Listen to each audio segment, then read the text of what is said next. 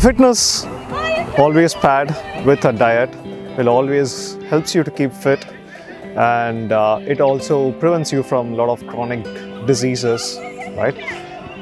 Which is true. So I have here Teju Lakkundi, who is a registered dietitian and diabetes education specialist, who's going to throw some light on the diet part, which can be combined with the fitness to do wonders, right? It also helps you to keep fit, and as well as it also helps to reduce weight, and apart from all these things, makes you to keep body, mind and soul in unison. Hello Teju, thanks for being here. So can you tell us about yourself? Hi Maha. Sure, of course. My name is Teju Lakkundi. I am a registered dietitian and a diabetes education specialist. I've been practicing nutrition for about 7 years now. I have a full-time job, as well as I'm a clinical dietitian, and I have my own private practice in nutrition counseling and diabetes education. So I specialize mostly in weight loss, in type 2 diabetes. I specialize in preventing diabetes, so I don't want you to have that problem in the first place. I also work with patients with heart disease. I work with pregnant women. I worked with patients who have had food allergies and any special conditions, special diets. Mostly over here, I see a lot of Indian population where we have been living here in the US and we are accustomed to American diets, along with we love our desi food. So how do you bring those two together? And for that, that's one of my main specializations. Okay, good. So how much does it cost? How much does it cost? So that's a great question. It can cost $0 and it can cost a lot of dollars. If you have insurance, then I do accept certain insurances, and with insurance it can be at a very low cost or no cost. If I am not in your insurance, there are also self-pay plans, and I offer payment plans so you can pay on a monthly basis, and it will all vary. So depending on the kind of plan you choose and how long you want to work with me. You can also use your HSA or FSA dollars to pay for nutrition consult. If you are out of network, then I can still give you a super bill that you can claim to your insurance and ask for reimbursement. If you want to pay out of pocket, then there are affordable monthly plans that you can use as well. Remember that your FSA dollars will expire at the end of the year, so take advantage of that and use that money, which is set aside for healthcare anyway. So I hope that you take advantage of these options. So here is a very tricky, tough question. So can I lose weight by following your diet plan? Absolutely. Weight loss is very important. Weight loss can help you to prevent chronic diseases and stay fit. You definitely want to work on your diet, because making changes to your diet can help you to lose weight, and it is still coupled with activity. So I cannot stress less the importance of activity. So you definitely want to do activity along with diet changes. Absolutely. Who would benefit from the nutrition consult? Who will benefit from nutrition consult? That's a great question. If you have any reason to be fit and healthy, if you want to prevent chronic diseases, then you can definitely benefit from nutrition consult. Also, if there's any family history, even if you are fit, but if you have a family history of type 2 diabetes or heart disease, heart attack, blood pressure, cholesterol, then definitely you are at a high risk as well. So making dietary changes or being aware of what you should and should not eat and what are the better choices will definitely benefit you from nutrition counseling. Wonderful. So Teju, how long will it take for us or anyone to see the results? To see results from nutrition counseling and to benefit from that, it will take definitely a few visits. When it comes to weight loss, we didn't gain all this weight overnight, so it does take time to set off what we have gained over years. So I would say anywhere between 6 months is the minimum commitment that I would expect from my clients to work with me and to make changes, and also to learn how you can continue this process. It's not a one-time fix-all kind of situation. How do we contact you? That's a great question. You can visit my website. It's www.nutriforyou.com. That's nutriforu.com. You can also call me at 309-363-3011, and you can set up a free 15-minute consult to kind of learn about what you want to do and how you want to proceed with nutrition counseling. And over to Teju. So Teju here is a registered a nutrition and dietitian who has joined us here. So yeah, Teju, if anyone has any questions, or Teju, do you want to go over your meal plans and all that? Do you want to, give a pep talk, and then we can take some questions here. Sure. So I'm Teju Lakkundi. I'm a registered dietitian and a diabetes education specialist. I've been a dietitian for over 7 years. I work in clinical, I have a full-time job, and then I also have my own private practice in nutrition counseling and diabetes education.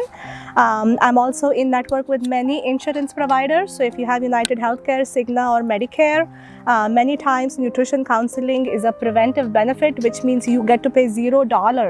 So it can be fully covered by insurance. Sometimes there might be a copay or a deductible depending on your plan, but many times it is covered. There are also self-pay plans. If you want to do like a out-of-pocket thing, then it would be like a monthly payment plans I do have. But I specialize in Indian diets, I specialize in overall fitness, and more importantly, I focus on sustainable eating. I don't do like meal replacements or crash dieting. That's not my goal. I work on healthy eating. I work on ways that you can make small changes that will last with you for a lifetime. So yeah, if you have any questions, I'm happy to take any. Do you also give recipes? Yes, I can give recipes. It all depends on what you want to do and how you want to work. I work with vegetarian diets, non-vegetarian diets, special diets. If you have any food allergies, medical conditions, I take into account all of that. Yes. So I have a question. Yeah. What is your take on this intermittent fasting, right? It's been on the trend now, and I've seen extremes. I've seen people who have done intermittent fasting and I've seen wow results, and they don't push themselves too much because they don't have to skip anything. They just have to work on the interval. On the other side of it, I've also seen people who are getting just frustrated and end up having headaches, compromising one of their meal. So Yes. what's your take on the intermittent fasting? How recommended is it for a long term? For weight loss, you mean, or? No, as in general, like good health and for a sustained nutrition planning and meal planning. What's your take on intermittent fasting? So intermittent fasting does work for some people. Unfortunately, there is no one diet that works for every single person because everyone's body is different. Yes, it has shown results. People have lost weight. People have found it healthy. But again, it is a one-to-one. You have to evaluate every person if it is for them, if it is not for them, if they can do it or they cannot do it. If they are a late night partying person, I don't think it will work. But if you are a person who is very committed and disciplined and you want to take it on, absolutely it can be done. And what is the recommended interval, right? The recommended interval, there are several ways to do it.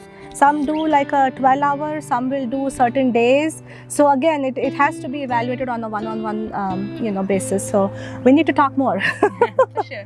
Yeah. I would like to know about the dinner thing, like what is the time for dinner and how much to eat for dinner and what to eat. Yeah. So again, dinner meal is very important. You want to end the day right. You want to definitely eat dinner. I've had people who skip dinner, so I do not recommend skipping meals. You want to eat because when you eat, you are also promoting your metabolism and you are keeping the metabolism going. If you don't eat and you skip meals, that's when metabolism goes down. So dinner is very important. What should you eat for dinner? A balanced plate is always recommended. You don't want to eat very greasy, fatty, fried foods at night time because that can cause reflux, it can cause indigestion. So you want to focus on overall healthy eating for dinner. Yeah.